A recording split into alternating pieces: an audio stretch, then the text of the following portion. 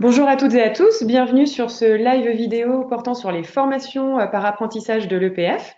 J'ai le plaisir d'accueillir aujourd'hui Raphaël Rispoli, qui est donc responsable pédagogique au sein de cette formation, ainsi que Diala et Clément, qui sont actuellement étudiants dans dernière année de la formation par apprentissage de l'EPF SO, qui vont être là donc pour dialoguer avec vous pendant environ 30 minutes.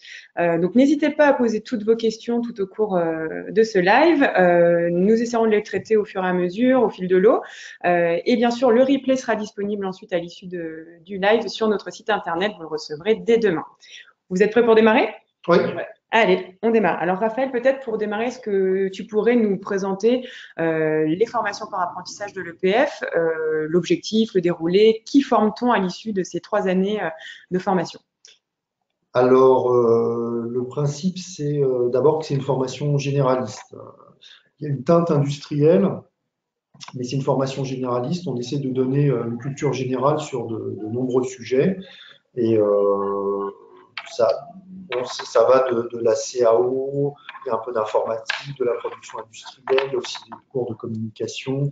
C'est assez vaste. C'est une culture générale dans beaucoup de domaines qui touche à l'industrie, sur la logistique, des éléments comme ça. Voilà. Euh, Vous pouvez aussi ajouter des éléments qui vous ont marqué. N'hésitez pas à me couper la parole. Mais c'est ça. Moi, je vends la formation en présentant la formation comme une formation généraliste à culture industrielle. C'est la même chose pour les deux campus. C'est la même chose pour les deux campus. On a Sceaux et Montpellier, on a vraiment un syllabus très proche. Et comment s'organise du coup la formation sur les 3 ans? Alors, c'est une formation en alternance, c'est ça qui est important à signaler. Donc, nos élèves sont apprentis, donc les deux jeunes qui sont à côté de moi sont avant tout des salariés. Et le principe de l'apprentissage, c'est qu'on passe en gros la moitié du temps à l'école et l'autre moitié du temps en entreprise. Ces moitiés varient. En première année, c'est plutôt 15 jours, 15 jours. En deuxième année, c'est un mois, un mois. Et en troisième année, il y a des paquets de 4 semaines, 8 semaines, et le reste étant en entreprise. Voilà, c'est à grands traits. Bon, j'ai un peu simplifié, mais c'est le principe. Et en termes de contenu pédagogique, est-ce qu'on peut en dire un petit peu plus sur la formation? Bah, les contenus pédagogiques, alors nous, on est sur un enseignement qui est modulaire, donc il va y avoir des modules. Euh, Certains cours seront très courtes et DTP, d'autres seront plus sous des formes travaux par équipe, travaux de groupe, présentation. Mais sinon, c'est ce que je disais sur les contenus, ce sera des contenus qui touchent à la production industrielle, de la logistique, approvisionnement, en passant par la dimension marketing, et puis sur des choses plus scientifiques, il y a même des matières entièrement scientifiques, de maths, de proba, de la thermodynamique, des choses comme ça. D'accord. Et alors, Diala et Clément, donc vous êtes en dernière année et avant d'intégrer le PEF, vous aviez un bac+2. Quel était votre parcours avant de nous rejoindre? Pour ma part, j'étais en DUT génie industriel et maintenance.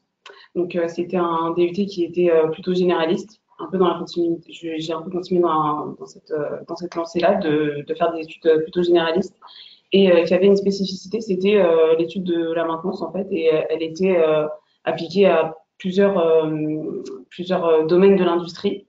Que ce soit dans la production ou d'autres domaines. Et elle s'étalait aussi sur plusieurs spécificités en fait du monde scientifique, donc l'électronique, des matières qui se concentrent sur l'électricité, mais aussi l'électrotechnique, la mécanique. On a aussi fait des maths. Et ce qui est bien avec cette formation, la formation d'ingénieur par apprentissage, c'est que elle continue un peu le fil qui m'avait été donné en DUT génie industriel et maintenance. D'accord. Et à la fin de cette formation de DUT génie industriel et maintenance, j'ai fait un stage qui m'a permis de mettre un pied dans le monde du travail. Et cette professionnalisation en fin de formation, elle a aussi perduré dans la formation par apprentissage qu'on est en train de terminer avec Clément. Tu as voulu continuer à avoir un pied comme ça dans l'entreprise, comme à la fin de ton DUT. Exactement. Et donc toi, Clément, qu'est-ce que tu avais fait avant l'EPF? Alors moi, j'ai fait un DUT génie électrique et informatique industrielle. Donc c'était principalement de l'informatique, de l'électronique analogique et numérique.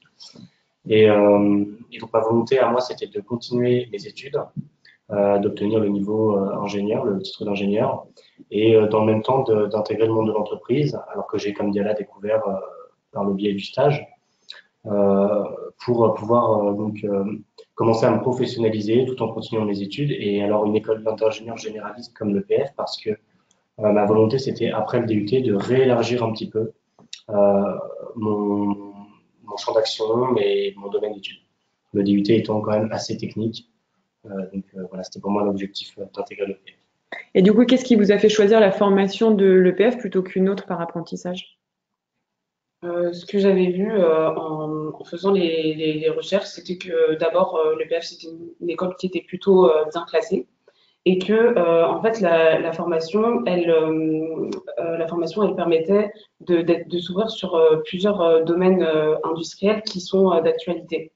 Et ça s'est bien illustré, surtout en cette fin de formation, c'est qu'il y a il y a plein de matières qui nous sont enseignées qui sont ancrées, en fait, qui sont déjà en train de s'ancrer dans le marché du travail, comme le module qu'on vient de terminer de Business Intelligence, qui nous permet de voir comment la digitalisation, la numérisation se fait en entreprise, ou encore le domaine du lean management, qui est très, très courant en entreprise. Donc voilà, la formation à l'EPF, c'est vraiment une formation qui nous permet d'être en accord avec ce qui se fait dans le monde du travail. Et c'est une des raisons principales qui a fait que je me suis tournée vers l'EPF plutôt que vers une autre école d'ingénieur. D'accord. Alors moi, en ce qui me concerne, je rejoins Diala sur le fait qu'on on sentait à travers le programme de l'EPF et les enseignements qui étaient donnés ici que c'était en adéquation avec l'industrie d'aujourd'hui.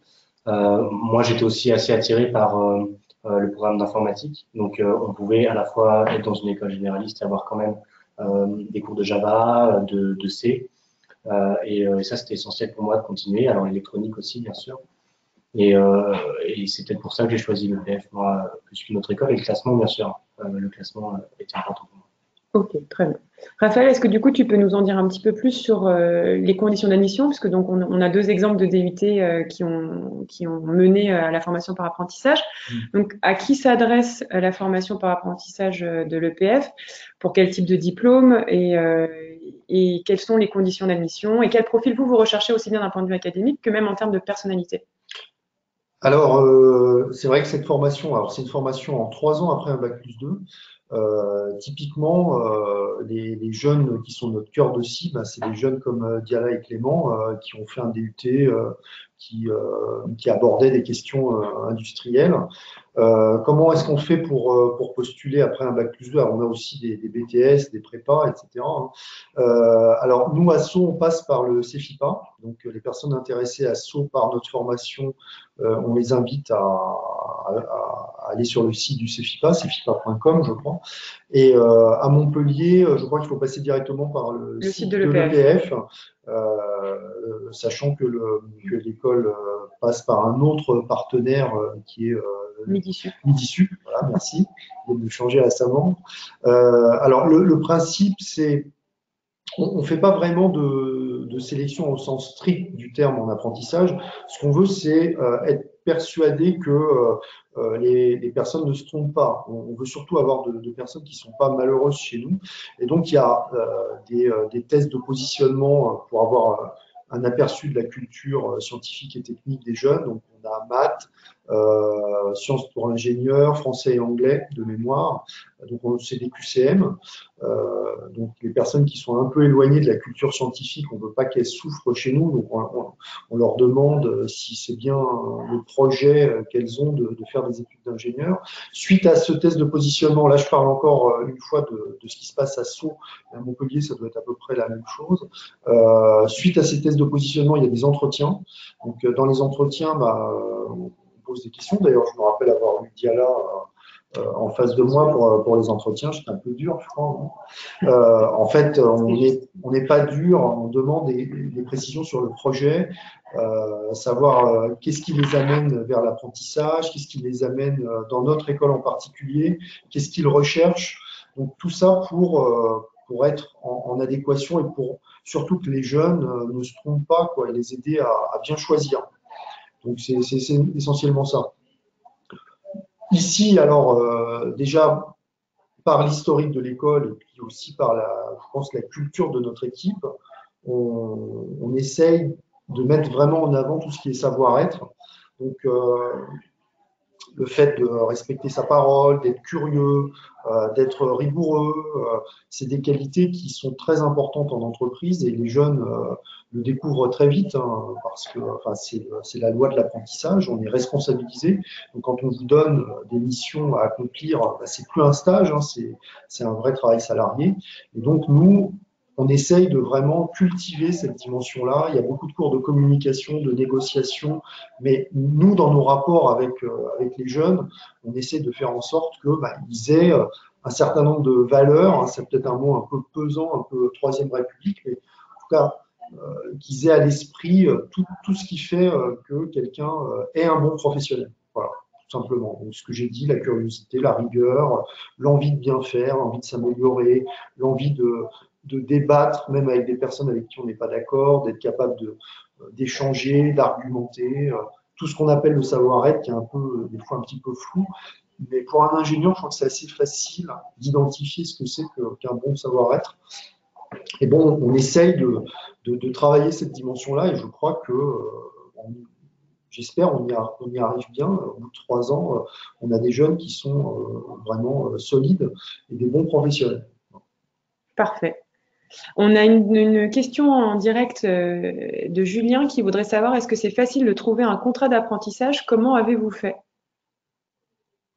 Alors, Ne vous battez pas. moi, j'ai commencé à chercher mon contrat d'apprentissage fin juin. J'ai postulé dans différentes entreprises. Je n'ai utilisé presque que les sites des entreprises, donc pas de sites à côté qui regroupent des offres d'emploi. Par contre, j'avais participé alors le CEFIPA organise des sessions où ils aident les étudiants à préparer des CV, à préparer des lettres de motivation et où ils présentent certaines offres d'emploi où ils vont placer les étudiants ou alors des offres d'emploi juste pour qu'on ait une idée de ce qu'on peut rechercher, de ce que signifie telle ou telle offre d'emploi, de ce que vont être les missions dedans. Et alors moi, du coup, j'ai utilisé le site, les différents sites des entreprises pour postuler. J'ai été recontacté assez rapidement dans des plus ou moins grosses structures. Alors actuellement, je suis chez PSA Peugeot Citroën à Vélizy. Et tu as fait les 3 ans là-bas? J'ai fait les 3 ans là-bas, absolument. Et donc, j'ai été rappelé pour plusieurs postes chez PSA. J'ai passé tous les entretiens. À savoir qu'il ne faut pas hésiter quand on n'a pas de réponse au bout d'un petit moment. Généralement, c'est dit pendant l'entretien, le délai pour avoir une réponse. Il ne faut pas hésiter à renvoyer un mail, c'est ce que j'ai fait. Et je ne sais pas si ça a compté, mais en tout cas, ça m'a permis d'avoir une réponse plus rapidement et d'être fixé. Voilà, ensuite c'est avec le CEFIPA et le PF que je me suis occupé du processus administratif. Et toi, Diala? Pour ma part, j'ai été recrutée pour cette formation avec mon entreprise avec laquelle j'ai fait mon stage de DUT. Donc, étant donné que ça s'était bien passé, on a voulu continuer l'aventure, entre guillemets, pour les 3 prochaines années. C'est une entreprise de prestation qui travaille pour l'aéroport de Paris. Et j'ai continué ensuite pendant 2 ans et j'ai changé là, il n'y a pas longtemps, au mois d'août. J'ai été recrutée chez Bosch. Chez Bosch, d'accord. C'est ça. Ce qu'il faut savoir, c'est que il y a plusieurs points importants pour la recherche d'entreprise. C'est déjà de connaître ce dont on est capable, ce qu'on veut faire et surtout ce qu'on peut faire. Et tout ça, c'est des points importants qui sont vus pendant la formation apprenti ingénieur.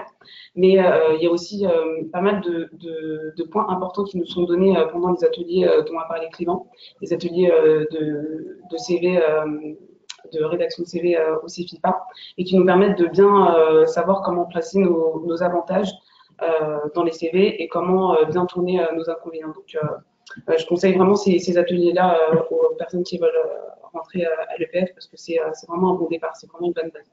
Alors, je précise que pour Montpellier, c'est la même chose, en fait. Le CFA, Midi Sup, est là pour accompagner aussi les candidats pour trouver leur entreprise.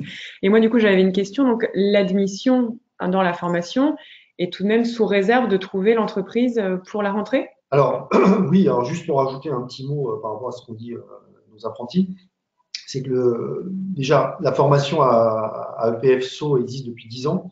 Donc, on a beaucoup de partenaires qui nous envoient maintenant des offres en direct. Et le CEFIPA travaille depuis plus de 20 ans dans l'apprentissage.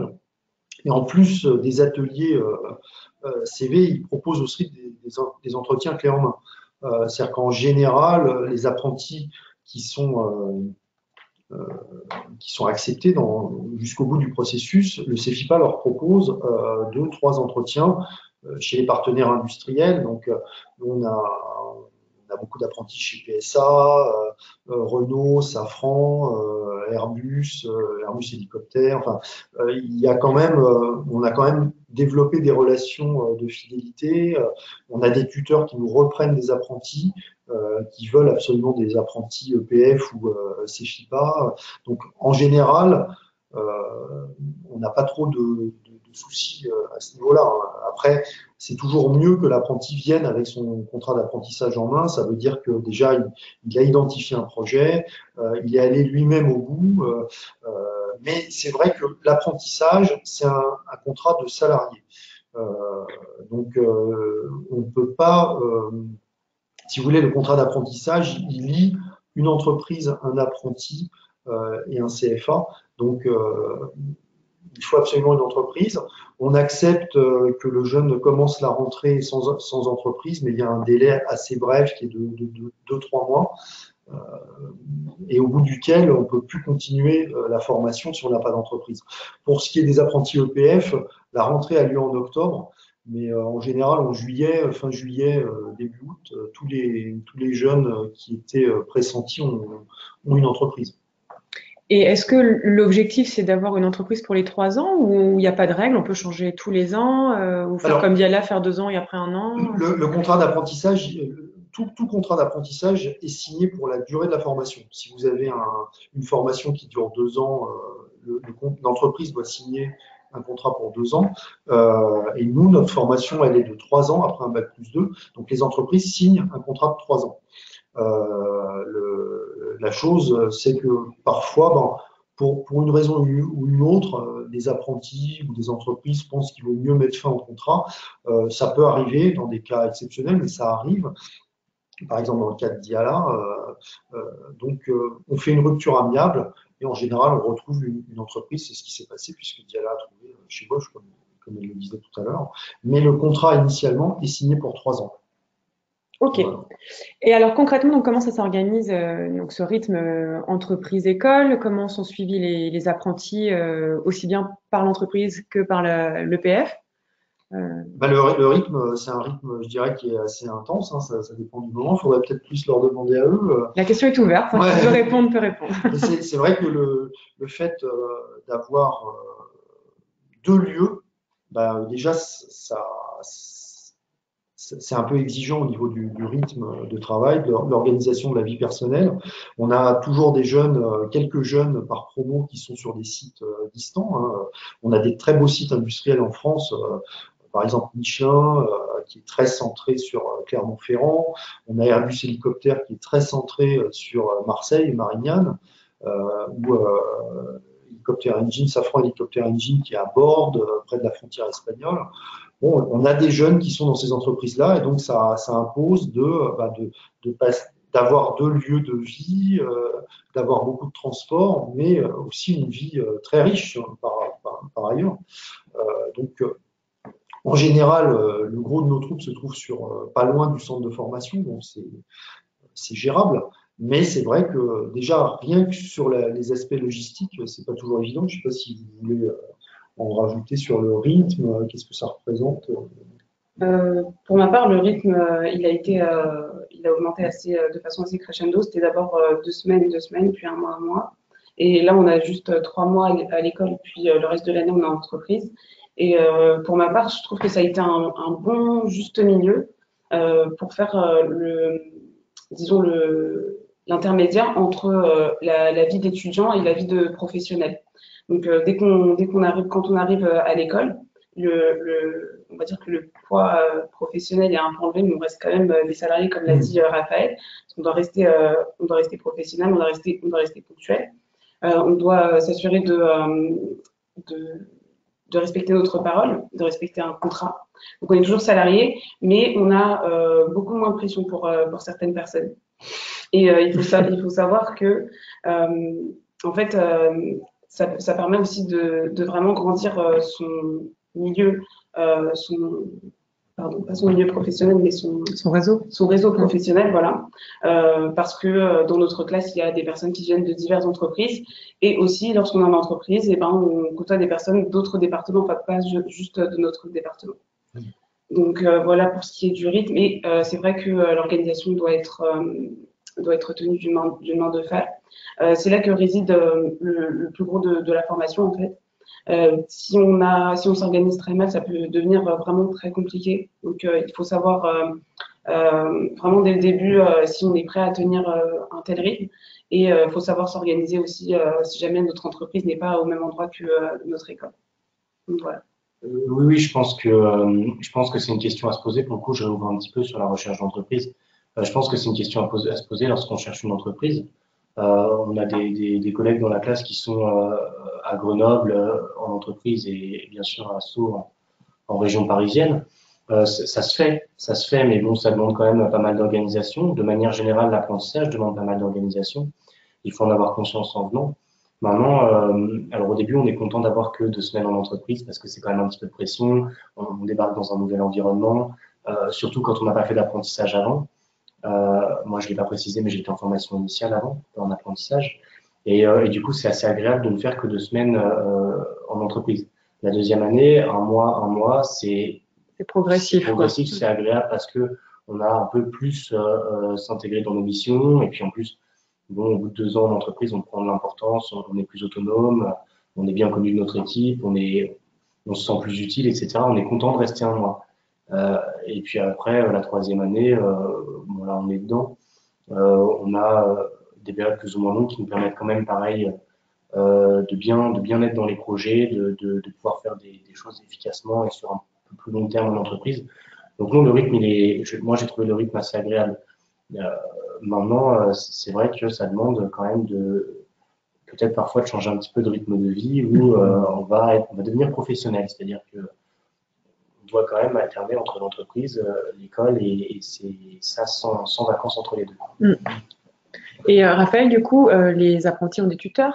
Comment ça fonctionne? Oui, alors les apprentis ont un maître d'apprentissage en entreprise. Donc, il y a quelqu'un qui est un petit peu comme le compagnon et le maître à l'époque des cathédrales et est censé leur montrer le geste professionnel, hein, comme on dit. Et donc, ils sont théoriquement guidés tout au long de leur formation par un professionnel pendant leur temps entreprise. Hein. Et ils ont aussi un tuteur académique. Hein. C'est mon rôle. On est 3 collègues à faire ça. C'est-à-dire qu'on suit les jeunes pendant leur temps école, mais on leur rend visite aussi en entreprise. Et donc, on s'assure justement que tout se passe bien en entreprise, qu'ils sont bien suivis, que le travail qui leur est donné représente un défi, mais n'est pas trop difficile non plus. On s'assure que la communication se passe bien. On s'assure que on trouve des plans d'action quand on rencontre des difficultés. Voilà, c'est un peu notre marque de fabrique. C'est-à-dire qu'on met beaucoup d'énergie. Alors ça, je pense que les apprentis le démentiront pas. On met beaucoup d'énergie au suivi des apprentis. Et on les connaît vraiment individuellement. On sait quand, on se trompe parfois, hein, mais on sait quand il faut être gentil, quand il faut être méchant, et on sait aussi leur potentiel, leur marge de progression, et on essaye qu'ils aillent au-delà de leurs limites. Enfin, pour ma part, moi, je suis plutôt exigeant et j'essaie de l'être à bon escient. Hein, mais en tout cas, effectivement, on est assez fiers du chemin parcouru pendant les 3 années. Et mes collègues sont sur la même longueur d'onde. Hein. Voilà, ça c'est le tutorat. Il y a un double tutorat, entreprise et école, sachant que le tutorat école concerne aussi une bonne partie de l'entreprise. Et je dirais que c'est un peu notre marque de fabrique à EPF et à Montpellier, ça il marche sur le même principe aussi. D'accord. Et du coup, bah, j'imagine qu'en termes d'employabilité, à l'issue des 3 ans, le taux est plutôt bon après une formation par apprentissage. Oui, alors ça, je me permettrai de prendre la parole. Après, peut-être qu'ils ils ont déjà des contacts, hein, mais statistiquement, les jeunes qui n'ont pas d'emploi 3 mois après le diplôme, c'est que ils ont d'autres projets, par exemple un tour du monde ou une autre formation, Une poursuite d'études. voilà, une poursuite d'études plus spécialisée. Mais en général, il n'y a pas de chômage. Bon, ils ont la chance d'être dans un secteur qui bouge beaucoup. Il y a une forte demande d'ingénieurs. C'est vrai que la réputation de l'école joue aussi. Même des jeunes, il peut y avoir des cas de jeunes qui sont finalement pas diplômés. Même les jeunes pas diplômés reçoivent des offres d'emploi. Même des jeunes qui sont en attente pour un module, par exemple, on va citer l'anglais par hasard, puisqu'il faut un niveau d'anglais suffisant pour avoir le titre d'ingénieur. Même les jeunes qui sont en attente de leur diplôme ont des offres de niveau ingénieur. Donc en général, il n'y a pas de problème de chômage. On peut même dire qu'on est à 0%, quoi. Et est-ce qu'on a des métiers types qui ressortent un peu plus fréquemment ou comme c'est généraliste, on a vraiment de tout Oui, il y a en termes vraiment de tout. postes? Est-ce que vous avez eu des offres déjà ou pas? Vous êtes en contact avec des personnes qui vous ont contacté? Pour la plupart, en fait, quand on se sonde nous-mêmes enfin, dans la classe, la plupart ont pas vraiment une promesse d'embauche écrite, mais en tout cas, les Déjà tuteurs sont intéressés par. pour les garder. Exactement. Et pour les métiers qui ressortent le plus souvent, de ce dont j'ai parlé avec d'autres collègues qui viennent d'autres écoles, ceux qui sortent de l'EPF en général, c'est plutôt des ingénieurs de logisticiens ou des ingénieurs de maintenance, Production, maintenance. ou des ingénieurs de production maintenance ou des ingénieurs de programmation. Donc ça, c'est les métiers qui ressortent le plus souvent.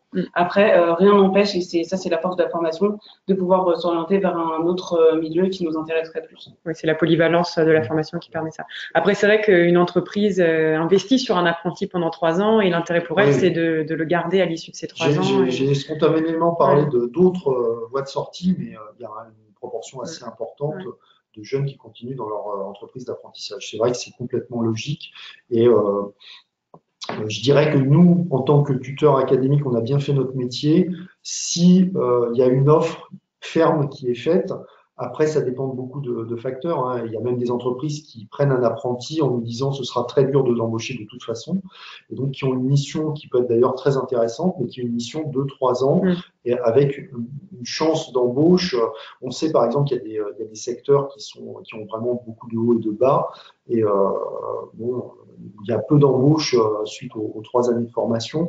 On s'en offusque pas, mais on est content quand il y a une offre qui est faite, ne serait-ce que pour l'image que l'apprenti a lui-même, quand il y a une offre qui est faite, que le tuteur, le maître d'apprentissage dans l'entreprise se bat pour qu'il y ait une offre ferme qui soit faite et que le jeune étudie cette proposition, mais ne reste pas forcément. Alors, mais la suite logique, c'est peut-être de commencer. Il n'y a pas de suite logique parce que tous les profils sont différents et toutes les entreprises sont différentes. Hein. Mais la suite logique, c'est un début de carrière de quelques années dans l'entreprise d'accueil et puis peut-être après voir ailleurs. Tout est digne et tout est possible. Tu parlais de l'anglais tout à l'heure. Quelle place a l'international dans cette formation? Parce qu'on est quand même sur une formation par apprentissage. Donc, comment font-ils pour avoir une expérience à l'étranger? Alors, la commission d'éthique d'ingénieurs préconise 12 semaines à l'étranger et l'EPF suit la préconisation de la commission d'éthique d'ingénieurs. La commission d'éthique d'ingénieurs, c'est un organisme national qui labellise, qui officialise une formation et donc évidemment, l'EPF a ce label. Et donc, nous, on suit la préconisation de la CTI, c'est-à-dire qu'on demande aux jeunes d'avoir une expérience professionnelle à l'étranger pendant les 3 ans de 3 mois, donc 12 semaines. Et pour valider le titre d'ingénieur EPF en apprentissage, il faut qu'au terme des 3 années, il y ait eu une expérience internationale. Quelle que soit l'année. Quelle que soit l'année, oui. En général, puisque c'est 3 mois, on a réservé des périodes au moment de l'été Donc, c'est en général soit entre la première et la deuxième année, soit entre la deuxième et la troisième année, pour que les jeunes puissent trouver et puis partir à l'étranger. Alors, c'est parfois dans une filiale ou dans une entreprise qui est liée à leur entreprise d'accueil, mais parfois non. Vous avez fait où vos stages à l'étranger? Alors, moi, je suis parti chez PSA, du coup, à Coventry, en Angleterre. C'était avantageux parce que financièrement et même en termes d'organisation, administrativement, etc., c'était mon entreprise qui m'a envoyé, c'est mon tuteur d'apprentissage qui m'a trouvé mon stage. Et bon, ça s'est bien passé. Enfin, bon, l'étranger, c'est bien. Et toi, Pour ma part, j'étais encore chez Master Engineering, qui était ma première entreprise. Donc, ils ont essayé de me trouver un stage avec des entreprises de Presta, mais ça s'est pas vraiment fait. Du coup, j'ai recherché par moi-même et j'ai fait appel à une entreprise qui, justement, est partenaire de plusieurs entreprises à l'étranger, notamment à Londres, là où j'ai effectué mon stage, dans une start-up qui est spécialisée dans la cybersécurité. Et dans la continuité de ma formation, dans la continuité de ma situation en entreprise, j'ai pu toucher à pas mal de postes dans l'entreprise, j'ai pu apprendre pas mal de choses, mais j'ai pu aussi me confronter à la culture du pays. Et ça, c'est vraiment un plus, parce que c'est vraiment quelque chose que les employeurs de nos jours cherchent, en fait, d'avoir des jeunes diplômés qui non seulement cherchent par eux-mêmes, mais qui aussi peuvent faire le parallèle entre leur culture de naissance et la culture d'autres pays. Ok. Alors, on est ensemble encore juste pour quelques petites minutes, donc n'hésitez pas à poser vos questions pour le temps qui nous reste. Un petit peu en guise de conclusion, moi j'aurais aimé, en fait, en quelques mots, Raphaël, que tu nous dises pour toi qu'est-ce qui est différenciant dans la formation EPF, quelles sont les particularités de cette formation par rapport à d'autres qui existent au niveau de l'apprentissage. Écoutez,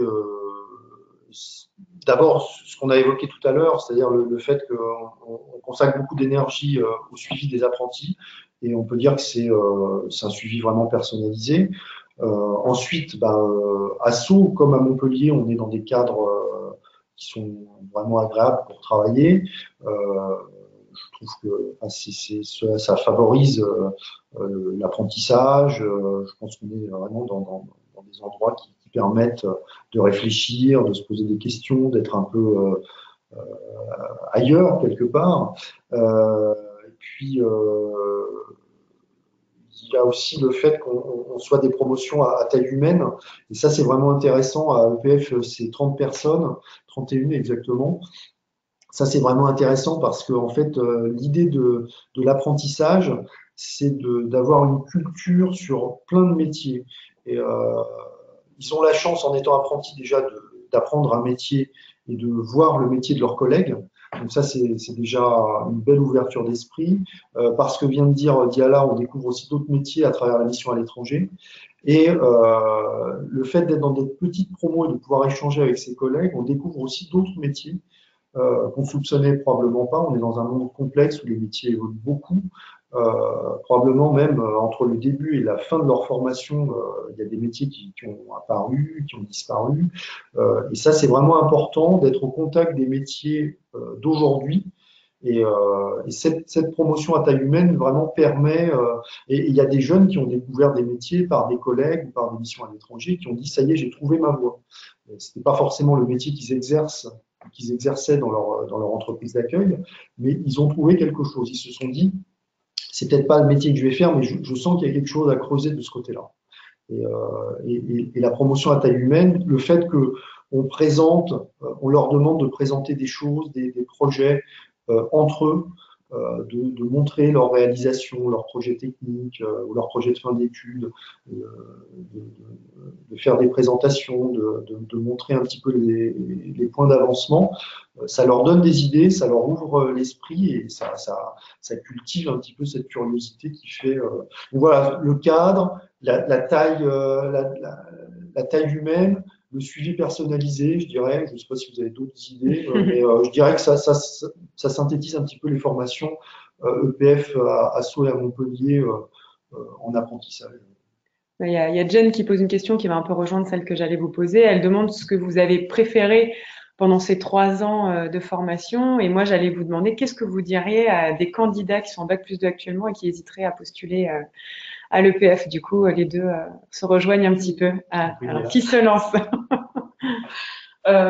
Pour ma part, ce que j'ai vraiment apprécié, bon, ça va être compliqué de choisir juste une seule chose, mais je vais essayer de synthétiser.